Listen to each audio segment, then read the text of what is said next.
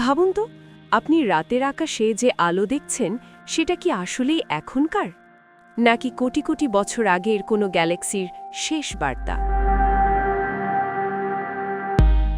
আজকের এই জার্নিতে আমরা খুঁজে বের করব পৃথিবী থেকে দেখা সবচেয়ে দূরের গ্যালাক্সি কিভাবে আবিষ্কৃত হলো এবং সেই আলো আমাদের কি গল্প শোনায়। ধীরে ধীরে আমরা যদি মহাবিশ্বের দিকে তাকাই তাহলে বুঝতে পারি আমরা আসলে শুধু দূরে তাকাচ্ছি না, আমরা সময়ের মধ্যেও পিছিয়ে যাচ্ছি। একটা অন্ধকার আকাশ, অসংখ্য তারার মাঝে ক্ষীণ এক আলো। এই আলোটা হয়তো এসেছে এমন এক গ্যালাক্সি থেকে যেটা তৈরি হয়েছিল বিগ ব্যাংয়ের ঠিক পরেই। এখানেই গল্পটা শুরু। এই জার্নি শুরু হয় একদম বেসিক কিছু ধারণা থেকে। আলো ট্রাভেলিং করে একটি নির্দিষ্ট গতিতে, যাকে আমরা বলি লাইট স্পিড। তাই যখন আমরা দূরের কোনো গ্যালাক্সি দেখি, আমরা আসলে সেই গ্যালাক্সির অতীত দেখছি। যত দূরে গ্যালাক্সি তত পুরনো তার ছবি। এই কারণেই সবচেয়ে দূরের গ্যালাক্সি মানে শুধু দূরত্ব না, এটা মহাবিশ্বের সবচেয়ে প্রাচীন সময়ের একটি জানালা।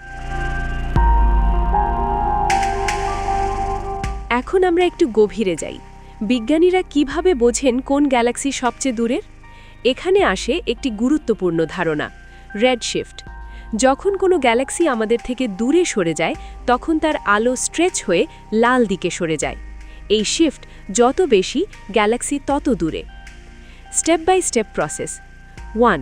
টেলিস্কোপ দিয়ে ফেইন্ট লাইট ডিটেক্ট করা। 2. সেই আলোর স্পেকট্রাম অ্যানালাইজ করা। 3. রেডশিফট মেজার করা। 4. ডিস্টেন্স এস্টিমেট করা। এভাবেই বিজ্ঞানীরা নির্ধারণ করেন কোন গ্যালাক্সি সবচেয়ে দূরের। বিজ্ঞানীরা এই বিষয়ে যা অবজার্ভ করেছেন, নাসা এবং ইউরোপিয়ান স্পেস এজেন্সি দীর্ঘদিন ধরে ডিপ স্পেস অবজার্ভ করছে। কিন্তু এই গল্পটা আরও ইন্টারেস্টিং হয়ে ওঠে যখন আসে জেমস ওয়েব স্পেস টেলিস্কোপ। এই টেলিস্কোপ এমন ইনফ্রারেড লাইট দেখতে পারে যা আগে সম্ভব ছিল না। 2022 সালের পর থেকে JWST এমন কিছু গ্যালাক্সি ডিটেক্ট করেছে যেগুলো তৈরি হয়েছিল বিগ ব্যাংয়ের মাত্র কয়েকশো মিলিয়ন বছর পরেই। উদাহরণ হিসেবে বিজ্ঞানীরা একটি গ্যালাক্সি অবজার্ভ করেছেন যার রেডশিফট প্রায় 13+, যা প্রেজেন্ট আন্ডারস্ট্যান্ডিং অনুযায়ী সবচেয়ে দূরের মধ্যে। এখন প্রশ্ন হল, এই গ্যালাক্সিগুলো এত দূরে কেন? কারণ মহাবিশ্ব এক্সপ্যান্ড হচ্ছে। বিগ ব্যাংয়ের পর থেকে স্পেস নিজেই প্রসারিত হচ্ছে, ফলে গ্যালাক্সিগুলো একে অপর থেকে দূরে সরে যাচ্ছে। এই এক্সপ্যানশনের কারণে আলো স্ট্রেচ হচ্ছে, ওয়েভলেন্থ বাড়ছে, আর আমরা দেখতে পাচ্ছি রেডশিফট।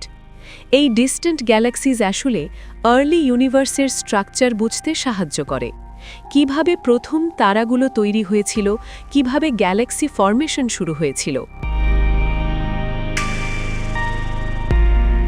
বর্তমান সায়েন্টিফিক আন্ডারস্ট্যান্ডিং সাজেস্টস সবচেয়ে দূরের গ্যালাক্সিগুলো আমাদের দেখায় মহাবিশ্বের কসমিক ডন বা প্রথম আলো জ্বলার সময়।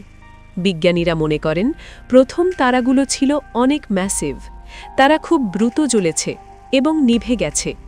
সেই প্রসেস থেকেই গ্যালাক্সি ফর্মেশন শুরু হয়েছে। JWSTর ডেটা অনুযায়ী আর্লি ইউনিভার্স হয়তো আমাদের ধারণার চেয়ে বেশি দ্রুত ইভলভ করেছে, তবে এগুলো এখনও অ্যাক্টিভ রিসার্চের অংশ। এখানেই কিছু প্রশ্ন এখনও অজানা। প্রথম গ্যালাক্সি আসলে কখন তৈরি হয়েছিল? কেন কিছু গ্যালাক্সি এত দ্রুত গ্রো করল? আর ডার্ক ম্যাটার এখানে কি ভূমিকা রাখে? বিজ্ঞানীরা এখনও এই বিষয়গুলো স্টাডি করছেন। JWST এবং ফিউচার মিশনস হয়তো এই রহস্যগুলো আরও পরিষ্কার করবে। শেষ পর্যন্ত আমরা বুঝতে পারি, সবচেয়ে দূরের গ্যালাক্সি দেখা মানে শুধু দূরত্ব মাপা নয়, এটা আমাদের নিজের অস্তিত্বের শুরুর গল্প দেখা। যে আলো আজ আমাদের চোখে পৌঁছেছে, সেটা হয়তো শুরু হয়েছিল যখন পৃথিবীও তৈরি হয়নি, এবং সেই আলোই আমাদের বলে আমরা মহাবিশ্বের একেবারে নতুন অংশ। পরবর্তী জার্নিতে আমরা দেখব বিগ ব্যাংয়ের ঠিক পরের প্রথম 1 সেকেন্ডে কি ঘটেছিল, এই ধরনের স্পেস স্টোরি পেতে চ্যানেলটি সাবস্ক্রাইব করলে আপনি এই মহাবিশ্বের গভীরে আরও ভ্রমণ করতে পারবেন।